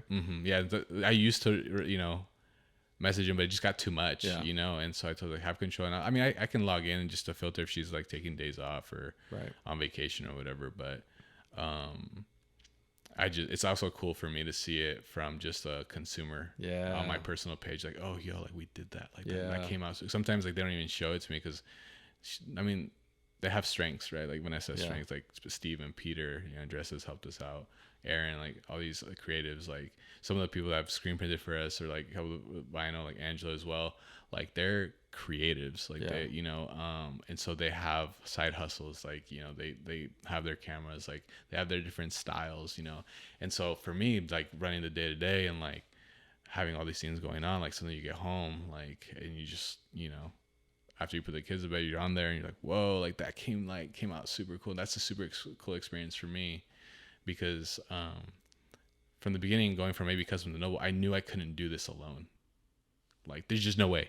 Yeah. Like maybe the vinyl wrap side, just one thing, but like to be audacious and like go after like this one-stop shop, this, and have the, like, you know, the dream of like having a full-on like marketing agency, you know, or even having like a story like Columbia, like we're in the Pacific Northwest, like night, you know, like things like those are like big dreams that like, you know, like obviously we have to have foundations and things has to click, but like however our wave or, you know, our ride's gonna go, like we're gonna ride it out until, like I'm telling you, like some kid that has not even born yet comes in and can just take us totally different direction, you know. And I think your guys' videos are like as good as I've seen. I really enjoy your guys' videos. I can't take a whole lot of credit for that. Like I just like the angles and whatnot. I dig it. But there's just, I don't know, kind of just this softness to, I mean, now that I'm getting into this space more, I look at post-production and how people put stuff together. And there's just kind of this, I don't know, the vibe to you guys' videos I really like. I'm actually having he'll be the youngest person I've had on. He's, I think, 21. Next week, he does videos here in town, and he's been doing some stuff for the Buffalo Bills. And his stuff like kind of reminds me of just the vibe of it. It's like, man, I really like that, whatever that is. Like, I really like that.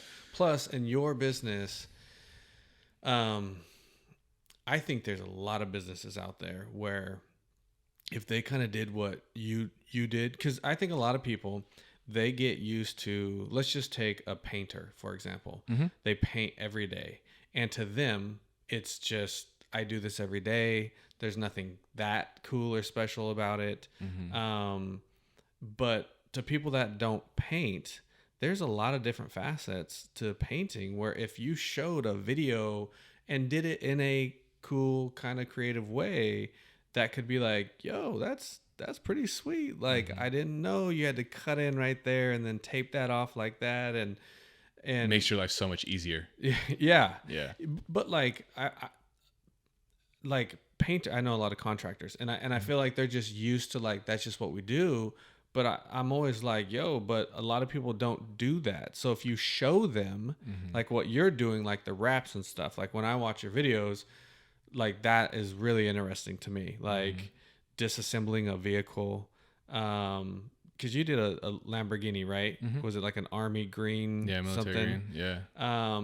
And just kind of thinking like, yo, taking It's a no joke. Lambo apart and putting it back together. Like, you know, I think there's so many different businesses where if they did what you're doing, it would attract so many more people to that. It's tough though, right? Because like going back to like even me, like with the social media engagement that we have in the, you know, in the what we have going on at Noble, like I'm still timid, right? Like to a certain degree. Like this is just easy. Like I feel like sitting down, talk for a little bit before, you know, it's like open script, you know, I'm talking about something I know versus like when you're trying to push something or promote something, you know, like I think it's different. But for a lot of these business owners, like, I mean, when someone walks in the door for us, right, and they're like, hey, like, I've seen your stuff, like, heard good things about you guys. I don't really know. And then we start going into like details, like, okay, you know, do you have your vector file? Like the word vector file to some people is just in a different universe, right? Like, because all they know is what they know, like what they're good at. Like, some people just only know how to, you know, they've been painting their whole life, like. And then for the first, you know, some people take their 401k out, you know, to start their businesses, like, or they just go on this limb, like just like I did, you know, or everyone's story is different. But the point is, like, they're just worried about making a living and growing this business, and they fully haven't had time to sit down. And some people just don't like social media as well, you know. So like, you take all of that, and like that's kind of where like we're like trying to like, you know, we're pretty much there, but like. It took a long time for us to figure that out because we didn't go to, you know, I didn't, like, you know, Vanessa did, but collectively as a group, like even like our photographer and videographers, like, you know, there's conversation where it's like, well, you know, if we knew how to do this part of the business, you know, like, so if you don't run a business with employees, like how do you know how to manage one? If, you know, like it's just this ongoing thing. And then you have some businesses that are very successful that like have the foundation and like, well, why even invest into it? Because it's not cheap. If we're being honest, like now, and some don't want the work, don't, you know, so it's just, you have like this, you know, again, balance, right? But for us, it's like, okay, we found our niche, like we know what our style is, what our taste is, like, and now we know that there's clients out there that are in a place or they can set, you know, a calendar, you know, and, you know, like, is it Carrie? The lady that you said that lost her job. Kara. Kara, yes. Yeah. Like, you know, and you go out and get clients and stuff, you know, obviously there's just so many things, you know, there's so much business out there, right? Yeah. And so, and everyone has different styles and like, different, you know, what the capabilities they can do. And so we just like, more than like focus on what our competition is, it's more of like, what do we like to do? Yeah. Right? Like, cause that's one of the things, like, I mean, just talking to, you know, someone today, they're like, hey, like his position came up, like, I'm comfortable here, and then like boss just gave me a raise, but like this is gonna work from home a little bit more, like, and like it's tough for me to give advice because like I'm like I genuinely do what I like. I love going to work. Yeah. Like everything I do, like whether it's on the branding side, whether it's on the vinyl wrap side, whether it's like sometimes I gotta like figure out like how we're gonna make this embroidery, screen print, heat transfer like all in one shirt or hoodie, like job work, efficient. Like I'm a sucker for all of that, right? I'm in sports industry, following sports and everything. So like I feel very good where I'm at. I feel very blessed, obviously financially probably not where we'd want to, like we all like to be somewhere right, more established for that matter, right? But right. For right now where I'm at, like I enjoy it. Some people like they can't relate to that, so I try to find people that want a career in what our business can offer. The industries our businesses our business in, and we know that like I know that if I have a group of individuals that are rooted behind that, then when we're going to do work for some of our clients, like we enjoy it. So it's a representation, like that's a good reflection of the stuff that we're putting out there. When we have our marketing meetings, it's okay, and we're just having like, okay, we're ready, like we're ready to like take on other bigger projects, like, and so trying to figure out, okay, like closing out the year, like what marketing is going to be like and type of stuff we're going to go. So we're super excited because it's a long time coming, going from like taking pictures on my iPhone and downloading all these apps and like not having a stabilizer that goes a long ways. $100 stabilizer will change your life. It took me 2 years to figure that out, right? Things like that. And you just, you either know it, and you figure it out before you open the business, or you figure it along the way. And I think the one thing Cole said, right, it was like how do you make the most amount of mistakes as fast as possible? Yeah. Like that, when I heard that, I was like, yeah, like it's like that's my life, like as a business owner, like well, and whenever you listen to Lacey's, what did she say last year, the year before? I think it was Lacey that said, no, it was Alicia Max and Rowe. I think last year she said she went, either last year or this year, she went into the year saying, I'm going to go faster than I normally do, and I'm going to make more mistakes than I normally do because I'm pushing, but I'm going to do that on purpose, and I'm going to just... Yeah, it's for sure. And I think that that is like made me and broke me at the same time. Like that's, for sure, like it's an easy thing to say. Because when you're not in managing a business, the thought of doing that, right, whether it's in a business or in sports or whatever, like, or any kind of activity, like the general, like saying it is easy. Actually going and then experiencing the back end negative, negative side of that is tough. Like it's been, I'm pretty, like mental health wise, like I feel like I'm pretty stable. I have a really good support system. Like, but man, I hit some dark places. Like I hit, it's just like, man, like numbers are like in the red, like I can't climb out of this. Like, and I remember for a moment, it's just like the thought of like, oh, this is why some people like kill themselves. And then your mind starts turning in certain ways, and you're like, nah, like get it together, like let's work through this, right? And then like, because again, like make a lot of mistakes, don't you make big mistakes, and then you build relationships with people, and then you let them down. Like that has been so tough because like no matter what anyone can tell me, like at the end of the day, like I always have everyone's best interests at heart. But when you like overextend yourself, right, and then we've had the blessing, which has almost been a curse at times, where we've grown so fast. And it's like when you have 5 people in the lobby, like, and like it's their like little gap to be able to go get in their quote for their vinyl wrap, or they need some business, or they have this event, this trade show they're gonna, and you're not attending them, but like they also understand, like, and the calls, and like and then writing up the quotes and checking the stock, and like, and then you check in, it's like, then there was the other issue with COVID that hit us, was like ordering it from our vendors, saying it's on the shelves online, and then like 2 weeks later, where's this at? And then you're like the middleman, right? And like, so that for me was a huge, obviously, we've burnt bridges for sure, like absolutely, like ones I think where we've been very fortunate to rebuild, like as like things of the new norm has came, and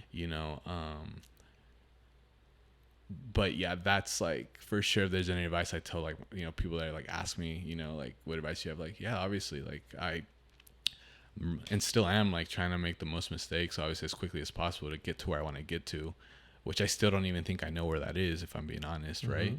But then you being able to measure the consequences that come with that, and also like it's almost like I caught myself in this time, like even recent, where like growing up, you say, okay, you lie, right? Like, okay, you apologize, right? But you lie about the same thing over and over and over again. Then it becomes like, yo, like what's going on, right? Yeah. And I felt like I was just like in that spot, like, okay, yeah, I'm not gonna have this, not gonna happen again. It's not gonna happen. We're not gonna allow this to happen, you know, like, and it was like, okay, how do we turn this around, you know? And so it's just like, you know, you have some clients that like you just have the best luck, and some of these things are going, no matter what you do, like you can't just recover it, you know, and like that's been like tough. Yeah. Because then in a small, like, I mean, I grew up in Albany, so Albany's small compared to Salem, but one of the reasons why like Salem was like such a good place for me to start is that is bigger than what I'm used to, but still small town vibes, right? Yeah. Everyone knows each other, so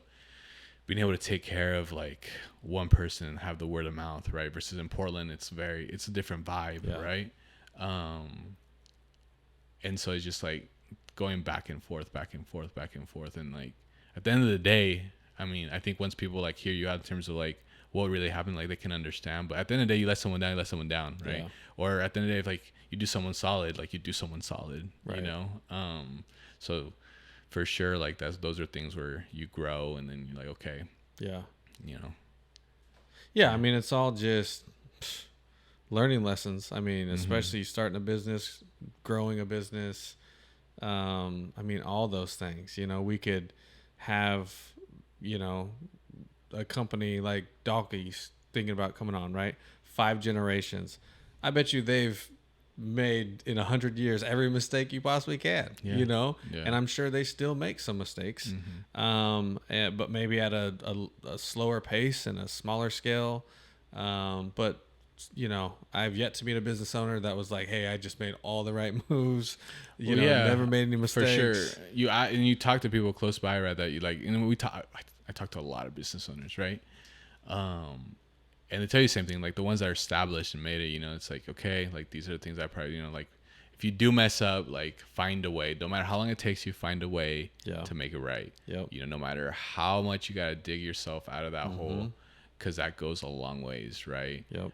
Whether that's finding just the time to even send the email back, you know, or and that was the other thing too. Like I built my business around me essentially, like because it was me on the front end, and I had a couple of guys in the back. So as you're growing, like there are moments where I have like 200-300 texts in my phone. My wife's like, "What is going on?"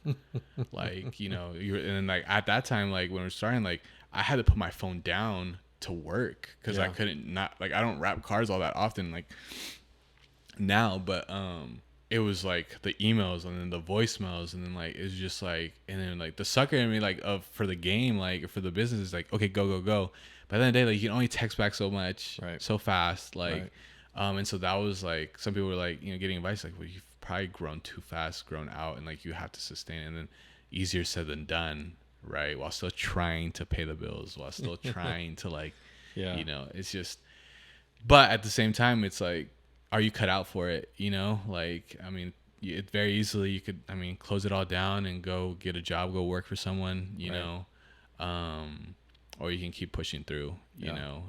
Actually too, like not a whole lot of people know, but like I actually took on a sales rep position for a company called BSN Sports that used to send us a bunch of work for decoration. One of the reasons too is just like, okay, like coming into the new norm, you know, growing still, like, you know, with our social media being pretty solid. It's one of our main sources. You know, our website's all right, you know, like, but very photocentric, like, but overextending myself over and over again, sacrificing all this family time. My kiddo's now turning 5 this weekend. Like, I remember, what was it? I told this and it hits home, but it was like February, I think, this year. And my kiddo, he's 4 at the time, but he calls me Papa. And he's like, Papa, it's Friday. Wednesday you told me you're gonna take me to the park. Tomorrow's Saturday. Are you gonna take me, or should I call Uncle Angel?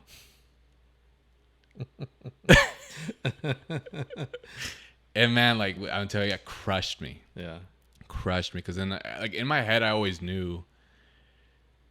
Like when I started the business, like I got like 4 or 5 years before this guy like really starts to understand like dad's like not around. Because I mean, working, 12, 14, 16 hours days, sometimes 20, like sometimes 24 actually all night, actually a couple all nighters, just to like come through for a client that we promised, Right.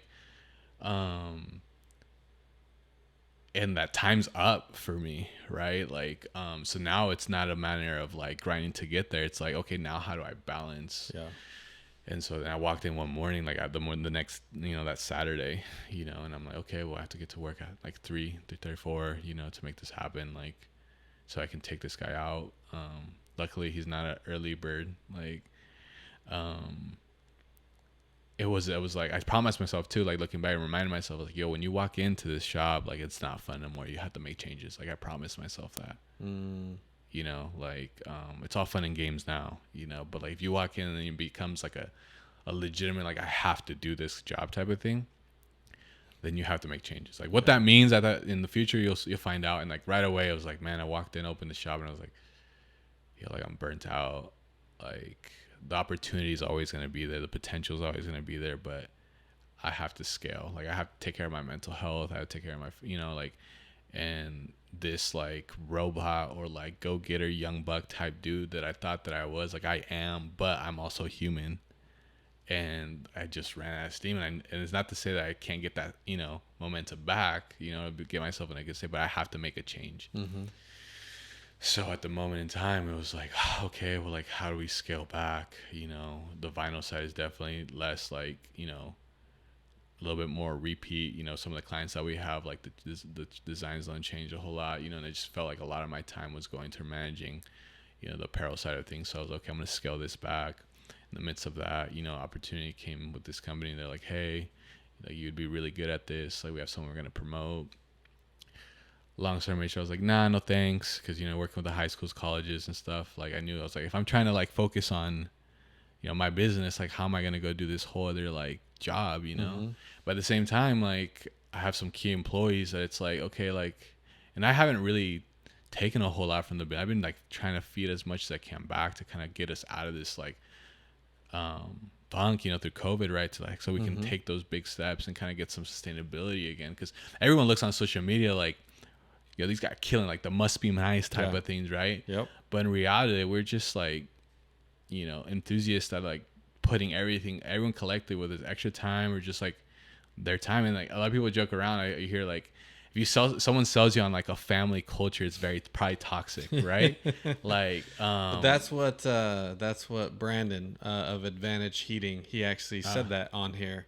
He said, and maybe it was a Gary V thing or something, but he had said that got so common, saying something like, well, our culture is like a family, that it became like that meant it was toxic because everyone just kept saying like our culture's like a family. And I remember one of my employees, she's like, yeah, when you told me when you interviewed me how like you have this family culture, it was like red flag.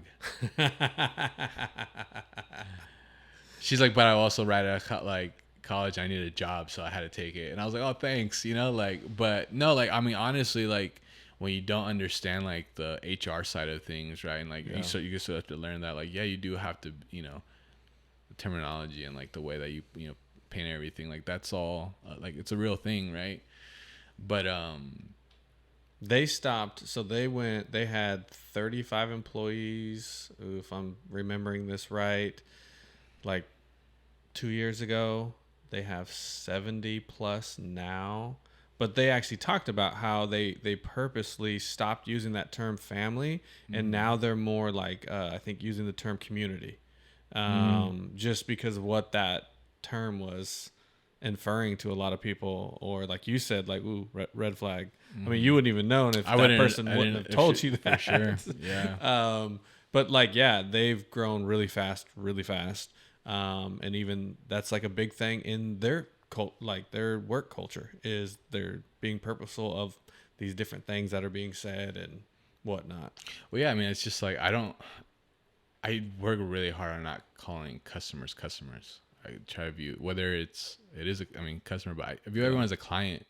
You know, I try to right. We try to pride ourselves on building relationships and trying, okay, like if we're gonna come and spend X amount of dollars, right? Like these are very important dollars that you're spending for your business. You know, like being everything around is marketing and advertising, whether it's t-shirts, you know, social media, business cards, trade show events, like canopies and table throws and all that, a vinyl wrap, a moving billboard, like, so we want to make sure like we learn what, you know, your intentions are with, you know, what you're spending, and then we can maximize, because sometimes like I remember like being like, when you ask someone what your budget is, like that can go one of two ways. Like they can fully trust you and be like, yo, this is kind of where I'm sitting at. So I'm gonna be like, yo, this guy's trying to know my budget, so you can kind of maximize it, right? Right. And how can you gain, you know, like, and so realistically, like, we want to know, so like, what really makes sense for you, right? And so being able to turn something from a customer to a client to almost like a partner. Some of our clients, like we really feel like partners because we feel like we're a part of their business. Yeah. And like, we go hand in hand. And obviously, like, we'd love to know that everybody's just circumstances, right? But anyhow, like I ended up, long story, made sure I ended up going and, you know, through this interview process and started to figure out like, hey, like, you know, I always, aside from like messing around with stickers and, you know, uniforms on it, like I always like envision myself like cleaning up, you know, and like being like, you know, going and talking to, you know, ADs and like, you know, big corporate about, you know, like the notion of that, you know, like I want to have that type of, you know, job one day. And this kind of brought a little bit of that because you start to work with, you know, the ADs and principals, you know, with directors of, you know, programs, you know, being the company's tied in with Nike, and never some of these bigger brands that they just like, as a local screen print shop, like you just don't have access to. Like, you know, you don't have some of these products, and it really introduces you to a whole different side of the industry. And it's a corporate company, so it's like, okay, like, you know, whether like I dive deep into this, you know, and like someone, you know, like you say, like someone can almost run this, you know, or like I use the knowledge here to like grow the company, like whatever like the future holds for me, because like ever since I started, I mean, I just love it. Like, you know, it's been super cool. It also allows me not to take anything from the business, to be able to sustain so we can keep growing it. Right. And it kind of, it's almost been a little bit of relief, and I just feel like it's allowed me to kind of like balance things a little bit more. Like a lot of work for sure, but it's also pulled me away from the business a little bit to where it's forced people to step up. I'm always there though, you know, like when I need to be, you know, and then with clients, I still try to be very interactive with all of the clients that are expecting to be interactive with me. But it's been a different dimension, you know. Most people say, hey, like how's the boss gonna go, like just dip. It's like not necessarily that, like I'm there, you know, but we got a couple individuals that are really stepping up, like, you know, want to be there long term. So like, you know, it's one of those things where you as a person have to almost try and figure out, it's my path, right? Like it's not the most conventional, like, but I know at the end of the day, I'm chasing what makes me happy, you know, like, and also I'm doing something good, you know, that I know I'm good at, you know. So that's been interesting as well, you know. It's been a whole different dynamic, but I feel like we've actually benefited more from it than we have vice versa, you know, to where like now the apparel side of our things, where I was, you know, trying to scale it down, you know, Joey, my brother, like works within, basically handles that whole side, and it's been super cool to see him grow and want to take ownership of that, you know, as well, and everyone kind of buying into it. So it's just kind of like that juice that like I, you know, for like back in February I was drained, burnt out, you know. It's like it's all coming back, you know, in a different way that I never expected. And so it's just like, you know, saying, you know, being a man of faith, like you can want things to work out a certain way or some type of way, but at the end of the day, like things happen when they happen for a reason. You know. And so it's been, in terms of Noble, in a sense, that's pretty much, I mean, vinyl wraps, strong suit, you know. We learned that like small signage and stuff, like just with the, you know, where we're at, like kind of limited on what we can do, but there's still a place for us for a lot of our clients, you know. So being very transparent what we can and can't do, try to stay in the shop as much as possible. When we leave, it becomes very difficult, you know. for the sense of like we're so busy, like we're booked out till January, you know, like and so we're trying to find like how would we fit people in, you know. How many employees do you have? How many you got rolling? Right now we have 9. Okay. Yeah. 9, and I count like almost 11 because we have 2, like a photographer and a videographer on retainer. You know, so they feel very much like the family. You know, we have different type of, you know. Yeah. But yeah, so I mean, I don't, you know, we'll see. Like I think right now, like we're trying to close out the year, and then we're really excited for 2023. Things are going to change on the back end a little bit, you know, working on a website, you know, and then kind of again, it's like, okay, now we finally feel like supply and demand issues are still there, but now we're used to them. So like now it's as if it's not really an issue because you just work around them versus before, like you didn't, you're trying to figure it out and you're pushing it because of like the need. Right. So now it's like kind of circling back and it's okay, like this list of like, okay, these are the people we've done solid, making sure that we're, you know, reaching out and saying, yo, we appreciate you. Like we're here because of you. Yeah. Right. And then also going back to like, again, like the ones that, hey, we could have done a better job. Like, you know, whether or not you come back or not, we still like, you took that leap of faith for us. Like, you know, and like, we appreciate, you know, in like any way that we can help, you know, just we're here, you know, and I think that's the biggest goal closing out this year and seeing what the new norm, you know, what the 2023 has. Yeah. Well, sweet. Yeah. Thanks for coming by and sharing that. Yeah, I dig all the videos and the raps and everything. Yeah. Yeah, I'll connect you with Jason Conrad because I know he wants to chat with you about a rap and some sponsorship stuff. Because their logo for the Salem Capitals basketball team is a bull. Yeah, that's and I believe he said he's getting a actual mascot, and I think he's going to name it No Bull. Oh, and No so Bull. he was like, we need to talk. He's like, I feel like I could see some partnership stuff. His story's crazy. Yeah. Yeah, like I was listening on the way here. I was like, man, like that's. It's funny because you'll probably like whenever you like meet and talk with them for the first time, you'll probably be like, bro, I kind of feel like I know you. Already. Oh, most definitely. Like I'll tell you, like I just like feel like I don't even know how I got from point A to point B sometimes because I'm like in this movie, you know, of like what's happening, you know. Yeah. And someone's calling me. I'm like, shh, I gotta answer this, you know. But like, I almost want to hit like, I'll call you back, you know, in a meet, you know, like. But no, yeah. I mean, I appreciate you having me on. I mean, it's been super cool, pretty easy. Yeah. You know.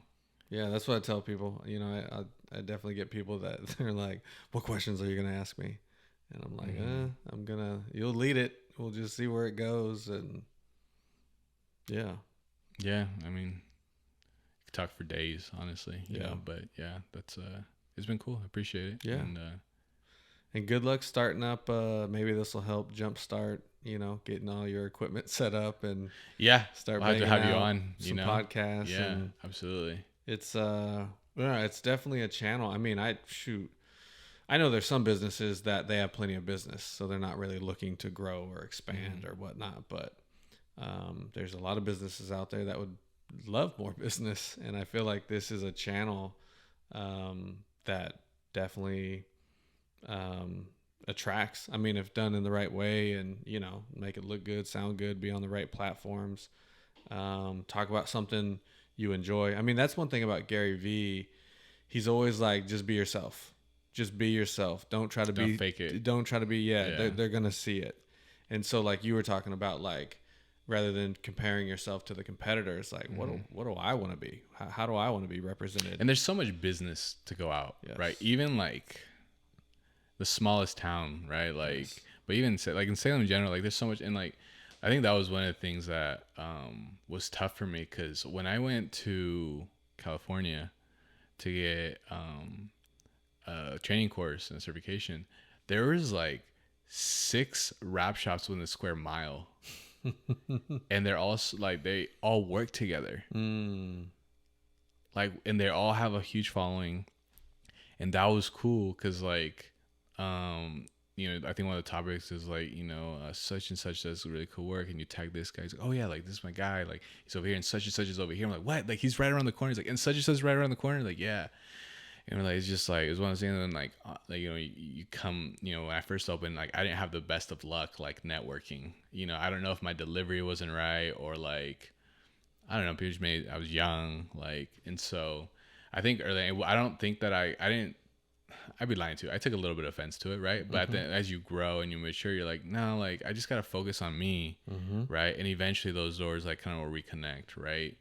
And it has like there's several shops in town that like we know each other. Like, hey man, like I ran out of some gloss back vinyl.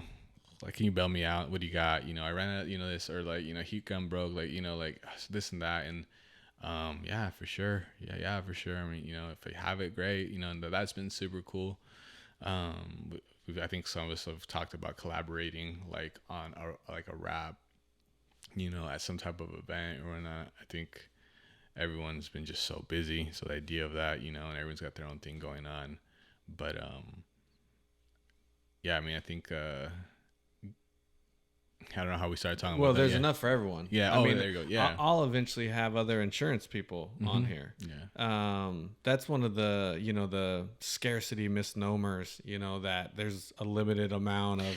And your style may be different than someone else, Exactly. right? Like you're saying that you're using the, podcast. At first you thought this was like, this is now its own thing, but like same thing, with us, like our style it's not that we're better, than someone else or, it's just maybe like, for whatever certain client is after, we fit, right. and like and that's what we're trying to do, because we're trying to have people that know, clients that come in and like can resonate with the type of work we do because we're passionate about it, right?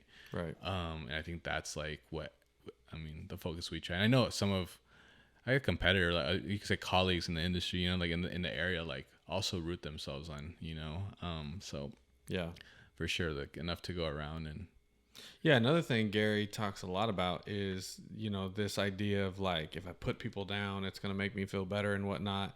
And that is not the case, like competitors or whatever.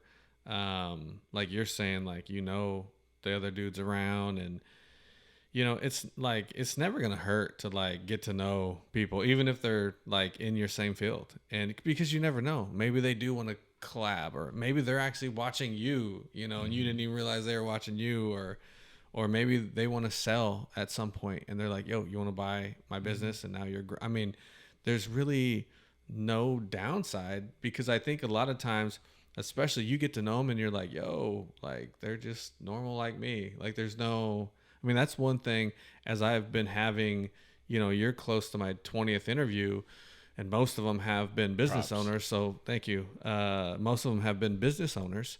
And that's one of the common things, like when we just sit and we're talking and I'm not seeing like all your raps or your shop, like just another person going through the same stuff, so getting to know someone really humanizes that. That's a big part of like why I'm doing this podcast and why I wanted video, is because I want people in the community to know what you look like, because a lot of podcasts are just audio, but like I really wanted, like, who is the dude that owns Snowball, like what does he look like, what because I think you start to get to know people, and then it's like, yo, this shoot, like we're probably more similar than we are not similar, rather than just from a distance of knowing the business or what you it's do. Like together we're better. Yeah. Right. I mean, there's that, so it's always cool collaborating. And also, like, I mean, I can't speak for everyone, but when someone comes in like a vendor and they're like, oh, we can do this better than this vendor because you're using like that's a red flag. And maybe there's not a representation of the whole like business, because typically those are bigger scale businesses, right? They're selling products. But same thing when you're interviewing someone, it's like if someone's like, yeah, I can start tomorrow, and they're working, someone's like, yeah, I mean, this was all great until that. Because like, I mean, as a business owner, you're rooted in something, right? But for employees, like, you have to understand that things change for your employees, right? And so at the very least, like, even if it's a week, like, I really have to get up and go, like, but how, like, how can I not leave you stranded? Like, that's important for especially a small business owner, right? And so, trying, like when we're trying to like build leads, it's like, hey, I know you're set up with someone, your stuff looks really good, like there's something about your business that we resonate with. I saw a post, or we love how established you are, your story is super great. If there's ever an opportunity, like here's my car, or like here's the, like, and we would love to get a shot, because like at the end of the day, like someone comes like, oh, hey, like you're looking for a quote, like, well, so and so charge this. It's like, do your research, if you feel comfortable, and like the price is right, like by all means, like doesn't mean that so and so down the street or different town or whatever like isn't good at what they do. Right. If you feel comfortable, like cool, like if we give that for you and you're willing to, whatever it comes out to, then great, let's do it. If not, like no animosity. If you can only use me for like to design your logo, but you got someone else gonna print your t-shirts just because you've known that person, or like just it makes sense there, like I'm not gonna be upset, like use me where you can, and I think that's fed off very positively, and then we tried to do that. Those are kind of values, in terms of and so going back, to when you feed that energy off, like it resonates well with clients, right? Because it's genuine. Yeah.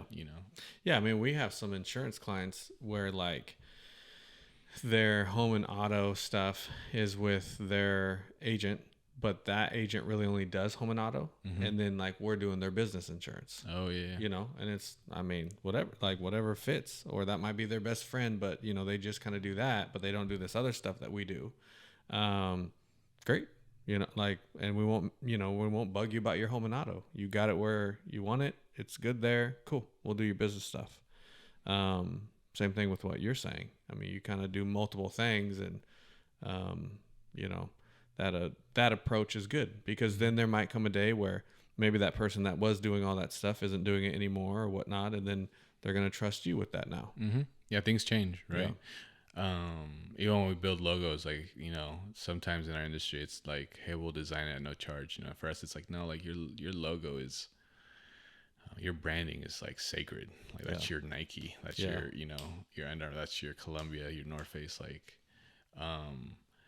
so it's important that you pay for that, and then we'll keep it on file. If you lose it, let us know. Like if we're like your sister opens up, embroidery company or whatever, or we drop the ball, like not animosity, like that's yours, like, and those things are important. Yeah. But well, sweet. Yeah. Thanks, man. Yeah, absolutely. Appreciate it. Yeah.